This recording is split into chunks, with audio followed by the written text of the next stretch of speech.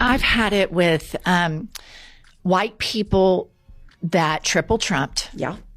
that have the nerve and the audacity to walk into a Mexican restaurant, a Chinese restaurant, an Indian restaurant, go to perhaps their gay hairdresser. I don't think you should be able to enjoy anything but Cracker Barrel. And if you want to triple Trump and you want to browbeat DEI and you want to browbeat gay people and you want to browbeat black people as you've been doing for 400 years, and you want to browbeat this generation of immigrants that come over here and open up businesses earnestly, pay their taxes. You want to demonize them and call them rapists and felons and all this shit when the felon is the teeny weeny mushroom cock piece of shit, Kankles McTaco tits at the top of the ticket. I have fucking had it from top to bottom. White people that triple Trump should be banned, boycotted from enjoying the best thing that America has to offer, which is multiculturalism. Get your fat asses out of the Mexican restaurant. Get your fat asses over to Cracker Barrel, because nobody wants to see your fucking smug ass, teeny weeny, pink arm, big gut around. Nobody wants to see that. Wow.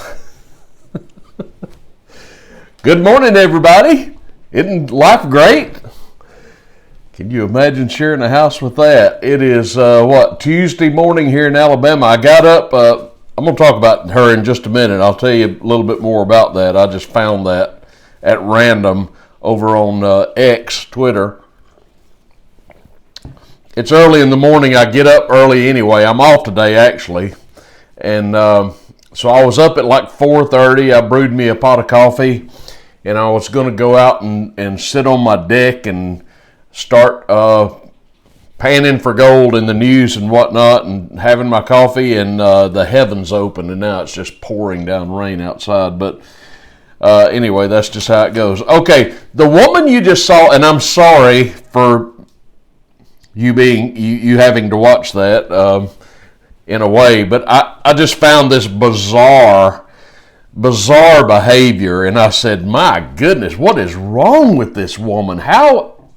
This is just so typical of so many Democratic woke women.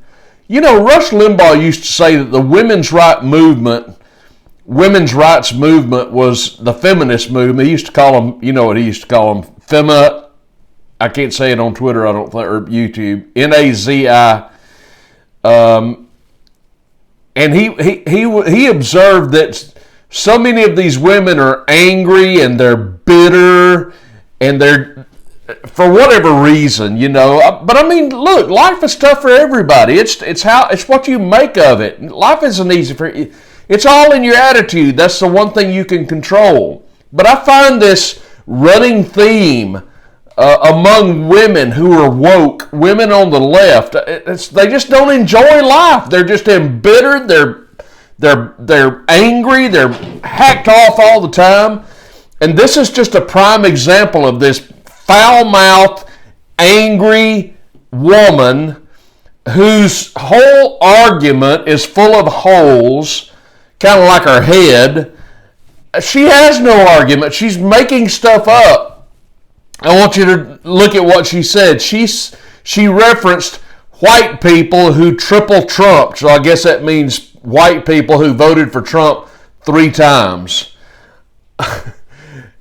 Isn't it interesting how, and of course it's always the leftist folks, it's always the woke people who are so obsessed with skin color.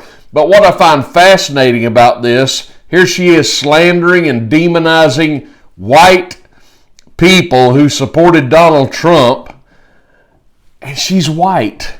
Honey, why are you so obsessed with skin color? White people are evil, apparently, in your world, but you're white. Go figure. But I want you to notice what she said. She's talking about white people who triple Trumped and have the gall, the audacity to go into a Mexican restaurant or a Chinese restaurant or an Indian restaurant and apparently take advantage of immigrants. I guess that's what we're doing. If we want to go out for Chinese, we're taking advantage of Asian people. I think they say ASEAN these days. And she says that all of us triple Trump whiteys just need to go to just need to go to Cracker Barrel. Well, okay, I like Cracker Barrel. I'm okay with that. I wonder if I didn't mention her name. Her name is Jennifer Welch.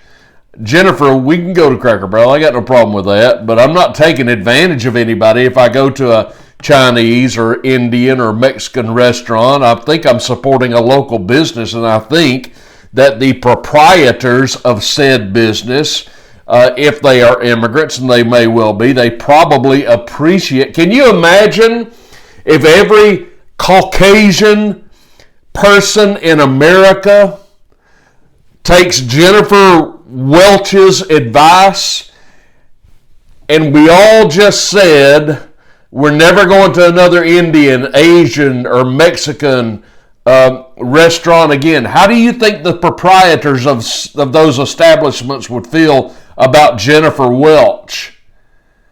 Anytime I go to eat in a Mexican restaurant or Chinese or whatever, I'm just assuming that they are happy to take my money. And since I'm a really good tipper, I think my server is happy to have me there as well. And I think, I'm just assuming, of course now I'm just an evil white boy, but I'm assuming that they appreciate my business and are happy. And that's always been my experience. Anytime, well, I wouldn't say always, but I don't know when it hasn't been.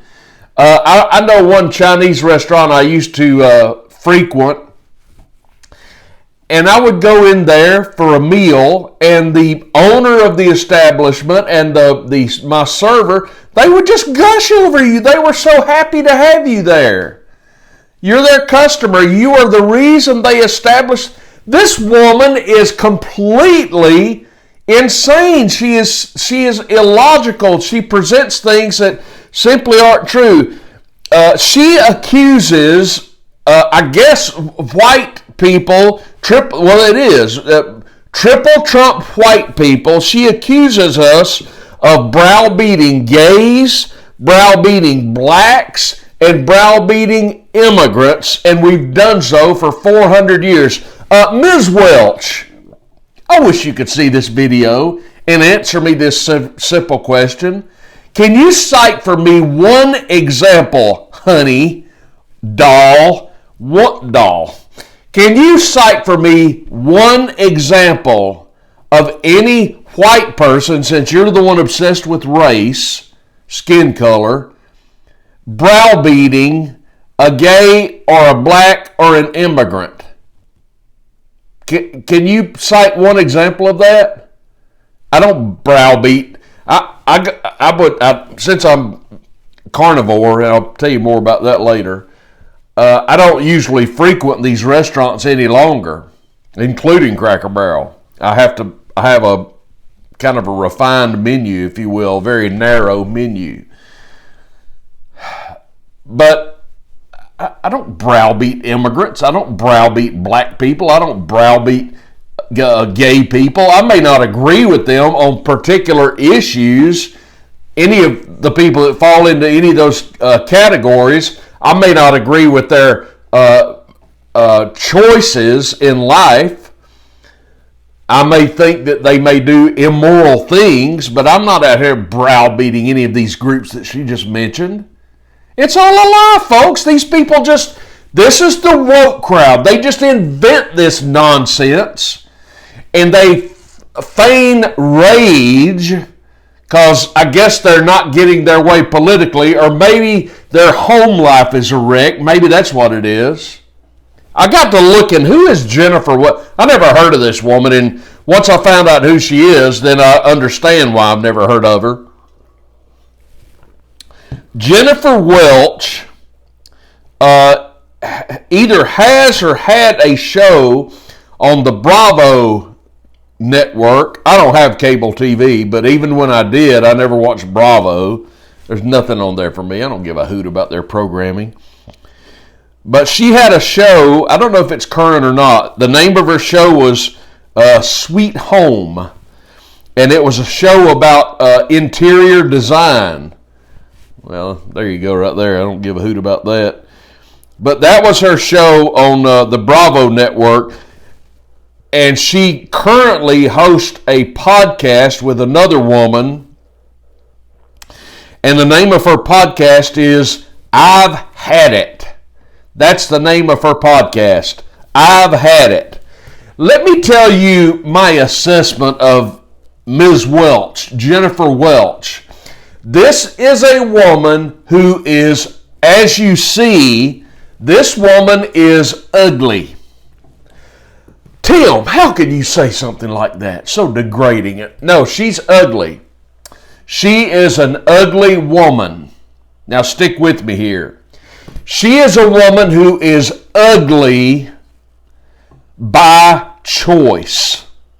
She is ugly by choice. She chooses to be ugly. When we were kids, sometimes, maybe it's true in your situation, your mother, if you were misbehaving, your mother might say, "Stop acting ugly."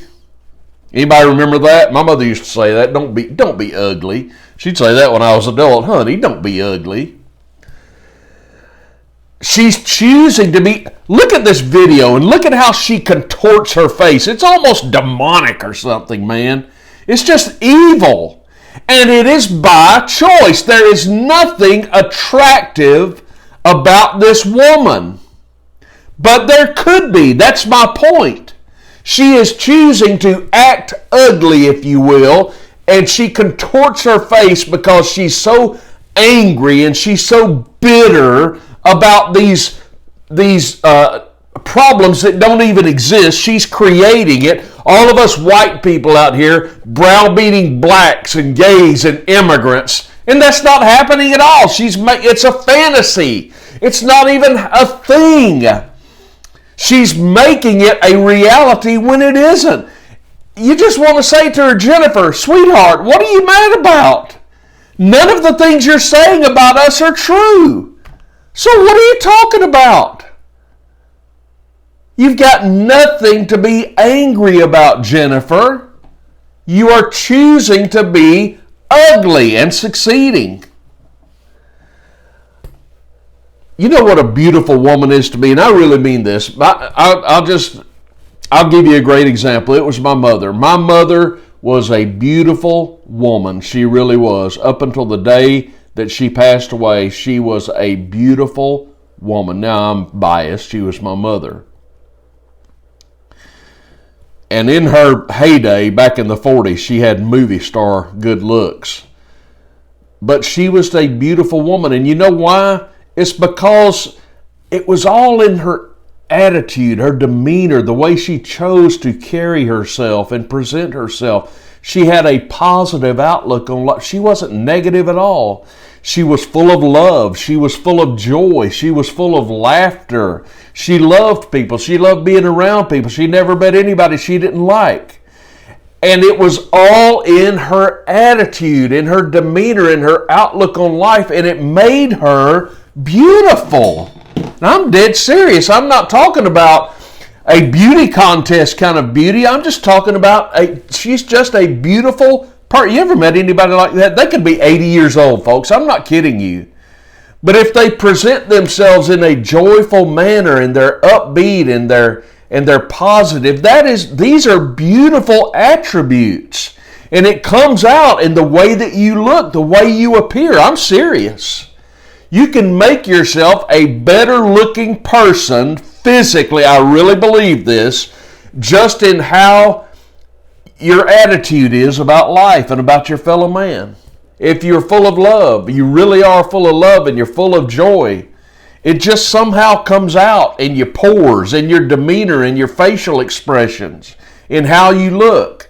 Jennifer Welch, when I look at her, I think that the potential is there for her to be a beautiful woman, but she's not. She's an ugly woman, and she is ugly by choice. Don't be this way. Don't be angry and pissed off and bitter about everything, and don't lie. Don't invent these things that aren't even true. There's nobody out here browbeating gay people and immigrants and blacks. Jennifer, you're a liar. It's not even happening. It's just something you've created out of thin air. You create this monster that doesn't even exist, and then you're pissed off. And you're the typical woke, far-left Democrat, pissed off at Donald Trump, and you call him all kinds of names. I am a rational, reasonable man. I believe I can give you my issues with Donald Trump, and I have a lot of issues, as you know, but I also like Donald Trump on many fronts. But I'm not angry and pissed off and bitter. Well, that's not exactly true. I am angry about a few things. You're going to hear about it in a minute. But I'm not just possessed with this venom that's coming out of Jennifer Welch. Honey, get a hold of yourself. You're lying about this stuff. Now, as far as Cracker Barrel goes, and by the way, when she talks about immigrants, of course, the woke crowd never makes the distinction between immigrants and illegal immigrants. They never separate the two. Donald Trump has never browbeaten immigrants, ever, Jennifer. He's never done that. He has talked about the element that's come into our country illegally, and they've committed crimes. They've committed murders and rapes and robberies and all just mayhem. One of them killed Laken Riley. Still haven't forgotten you, darling. Haven't forgotten you. Haven't forgotten Gonzalo Lira. But let's not get sidetracked. That's what we're talking about. We're talking about illegal immigrants. Do we want them here? No, we don't. We're trying to get them out of the country. They're here illegally. They broke the law. There is a world of difference, Jennifer Welch, between immigrants and illegal immigrants. But you don't make the distinction. You don't understand the difference, apparently, which is interesting. You graduated law school at Oklahoma. I might think you'd have a clue. These people have a clue. They know this. They're just choosing to be obtuse. They're choosing to just muddy the waters. We all white triple Trump voters, they all hate immigrants. We don't hate immigrants. We love immigrants. The aforementioned Asian, Indian, Mexican restaurants, those that are run by legal immigrants, welcome to America, I say. And they're glad to have me in their restaurants should I go. Now, if you're just going to relegate me, Jennifer, to Cracker Barrel, well, I don't know what to tell you. But Cracker Barrel's good. By the way, you ever been to a Waffle House? That's a Southern staple. Waffle House, where you get your bacon and eggs and hash browns, if you can eat them. You can get them scattered, smothered, and covered in Waffle House. That's like the Southern restaurant. The prime example of Southern cuisine is, you people up north, you don't know what you're missing. Waffle House. If you don't know I can't believe you don't know what I'm talking about, but check it out online, Waffle House. Waffle House is the how you always know humanity has survived. If the Waffle House is open during a Class 5 hurricane, then you know all is well, because they never close. All right, so let me move on from Jenna. Enough with this woman who has the potential to be beautiful, but she's choosing to be ugly, and I mean that. She really is, and there's nothing attractive about this woman. It's just, God, can you imagine being married to something like that? Her or Hillary Clinton? Sometimes I feel sympathetic toward Bill Clinton, but only for a minute, if you know what I mean. Now, yesterday, Donald Trump announced that the federal government is essentially taking over the capital city. I don't know if you saw this or not. This is somewhat controversial. Certainly it's controversial with Mayor Miriam Bowser, who doesn't like it one bit. But Washington, D.C. is one of our crime-ridden cities in America. It has something in common with all the other big cities in America that are pretty much all run by Democrats. And when you get a city run by Democrats, you get an infestation of crime, ladies and gentlemen. That's the one thing they all have in common. You just get crime off the hook when the Democrats run a city. They don't know how to run a city. because they emphasize all the wrong things. You know, everybody's a victim and all this nonsense. But anyway, apparently things have gotten so bad in Washington, D.C., and it's all the usual things. It's not safe to walk outside. In some places, you're having to step over bodies in the street of the homeless. You've got drug use is out of control. The murder rate is out of control. The robberies, the rapes, all the usual things that make it a city that, you know, no sane person wants to go to unless they have to. And this should not be the case, folks. Now, Washington, D.C. is a little bit distinct from any other major city in America in that it is our capital city. Everyone who is an American, this is our capital city. This is where we are. This is the home of our representation. This is our place. This is our home. This is our back porch, if you will. Now, I've been there a couple of times. I went the first time when Gerald Ford was president, and the next time I went, Papa Bush was president. So that was like early 90s, maybe around 90. Haven't been back since, have no desire to go currently because of the crime. And it's a shame because D.C. is really a great town for tourism. They've got all the monuments that you've heard about there. The Smithsonian alone is worth going to Washington to see. I mean, it's just tremendous. It's several buildings, and it's well worth a visit. It's wonderful. Air and space, natural history, and on it goes.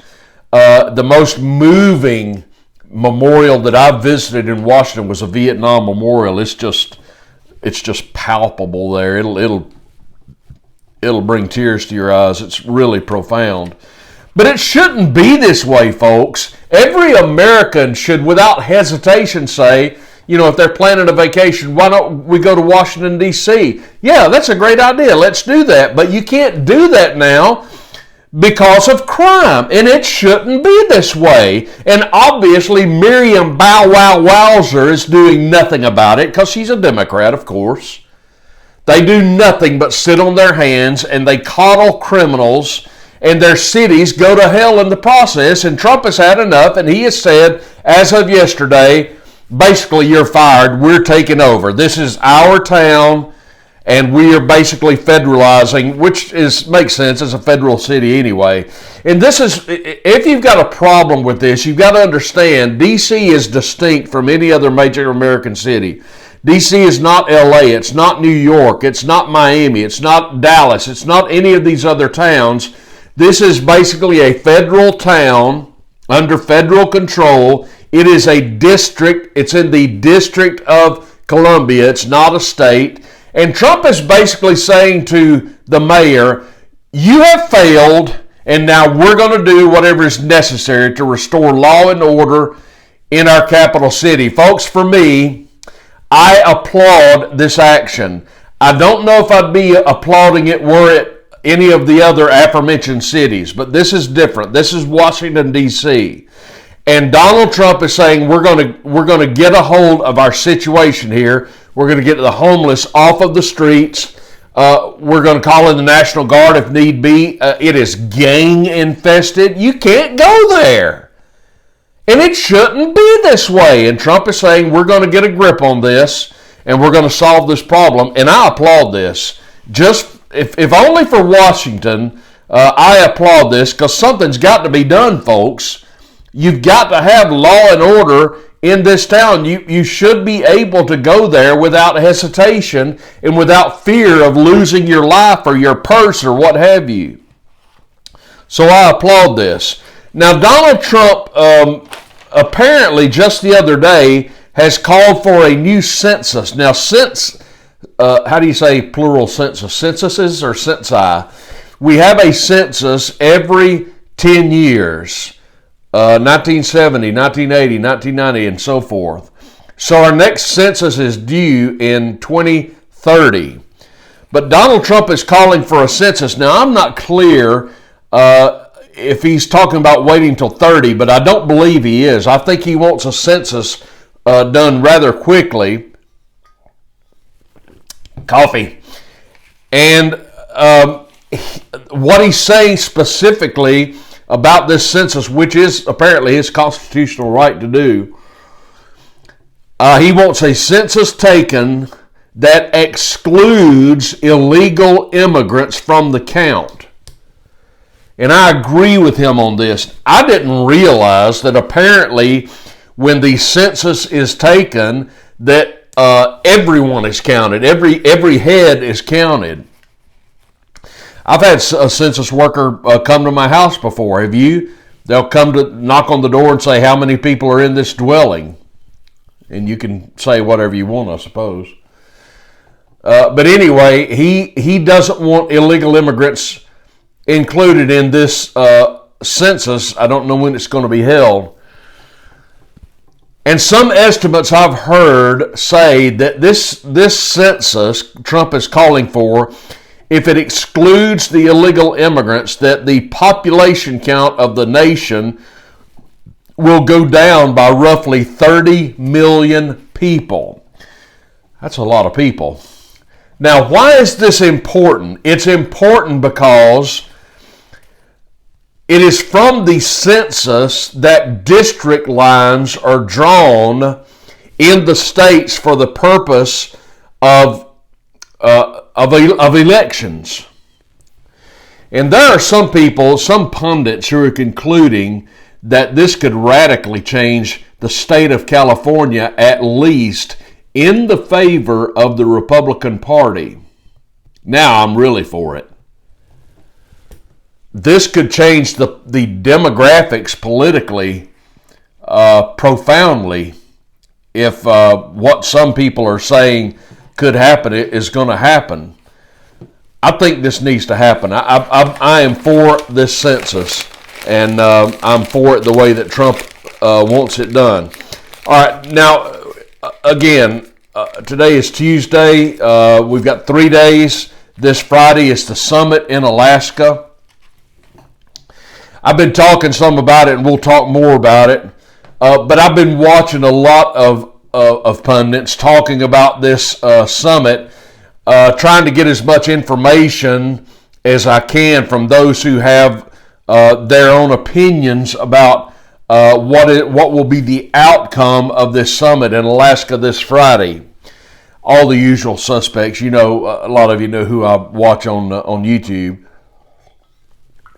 I can tell you that some of the people that I watch have a more negative opinion about what's going to happen at this summit, but some have a more positive opinion and think that something good is going to happen here. Where do I fall? This is just a somewhat educated guess. I've been both negative and positive so far, and I've presented some arguments before. Folks, it all depends on this. This is what's got to happen for this to turn out favorably for Russia, and it's going to turn out favorably for Russia anyway, but for America. That's where my concern is. For this to be a successful summit for the American people, the taxpayers who are having to send all these funds to Ukraine the last several years, for this to be a success, Donald Trump has simply got to say no to the neocons. It's as simple as that.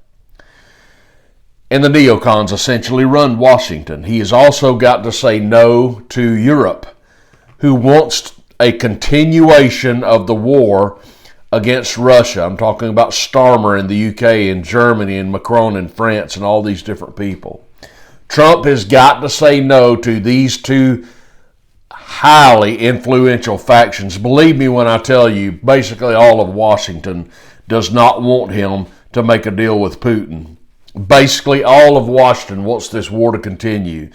Lindsey McCain Graham in particular does the John Boltons of the world, the Richard Blumenthals and Mitch McConnells. We have basically one party in America, folks. You know what it's called? It's the War Party. They want perpetual war for whatever evil reason it might be. But all of these people have one thing in common: the Boltons and the Grahams and the McConnells, all of these neocons, and the basically all of the EU. Maybe not all the EU, but most of the EU. All these people have one thing in common. They all suffer from Russophobia or Russophobia. They all hate Russia. And this drives me nuts because there is no reason, no legitimate, logical reason to hate Russia. There was a legitimate reason to hate the old communistic Soviet Union, but that ain't what Russia is anymore. But it's people like Mitch McConnell and Lindsey Graham and Keir Starmer and all of these neocons, both in the Congress and around and in Europe. They have still not updated their files. Russia is not the Soviet Union. There is no reason for us to be at war with Russia. And make no mistake, this is a war between the United States and Russia. Forget Ukraine. This is a war. This is why Zelensky does not need to be at this meeting. He is a peon. He's nothing. He's nothing but a figurehead. Hell, the Ukrainian people can't stand him. Look at what he's delivered for their nation. Their nation has been decimated. Thousands and thousands. How many Ukrainians have been killed in this thing? Because Zelensky doesn't give a damn about his people. He doesn't care about the Ukrainian people who hate him. How do you know they hate him? He suspended elections, folks, like any tyrant, two-bit, tin-horn dictator would do. He won't let them vote. Closed down churches, incarcerated clergy, and banned elections. That's Zelensky. The Ukrainian people hate him. They don't want him. He's not a player. He's a comedian, puppet figurehead of the Project Ukraine crowd. That's all that he is. So he's got no business being at this meeting, which is a meeting where we're going to ostensibly try and end the war between the United States and Russia. That is what this is. And make no mistake, Donald Trump is the one who called for this meeting, and good for him. This wasn't Putin's doing. This was Trump's doing. As I've said, Putin holds all the cards. I think Trump knows this. Trump's not an idiot, and he's bringing Putin to Alaska so that they can, God help us, hopefully negotiate an end to the war. But we've got to meet some of Putin's terms. It's as simple as that. I don't know about these land swaps. We'll see about that. But it's good that they're meeting. I'm simply saying this. If Trump will ignore the neocons and the EU, we've got a chance for an end to the war. That should be our hope and our prayer, that Trump ignores them and does the right thing for the American people and the right thing for the world, because this war does need to end. This war does need to end. And if Trump, he's a man who loves to win. And folks, I'm telling you, he needs to listen to the voices of the rank and file American who do not want anything to do with Ukraine, folks. That's one reason he got elected, because he was talking about getting us out of this thing. Now, J.D. Vance is saying the same thing now, and that is really encouraging, that we're through sending money to Ukraine. All the taxpayers want to hear that. But Donald Trump, this is his moment to shine. If Donald Trump can come away from Alaska having successfully negotiated an end to the war, he will, if this means anything to anybody, he will win the Nobel Peace Prize, or he should. Not that that thing means anything, but he should win it. I mean, Obama won the thing, if memory serves, for heaven's sake, so that kind of makes it a joke. But this is Trump's shining moment, folks. This is the time Trump has got to stand up to General Kellogg and Lindsey Graham and Mitch McConnell in the EU. And if he does that, God, I hope he realizes this. Oh, I wish John Mearsheimer could be on that jet on Air Force One with him. If he does this, if Trump will do this, this could go really well this Friday. And so I am hopefully, tentatively optimistic. Let's just hope and pray that something good comes out of this. Okay, I've got more to talk about, but I've gone long enough, I think. Let me save this for the next show. Hey, thanks for joining me. Please give me a thumbs up on the video. I would appreciate that. Subscribe to the channel if you have not, and give me your comments down below. Love to hear what you have to say about everything. And I will see you all soon.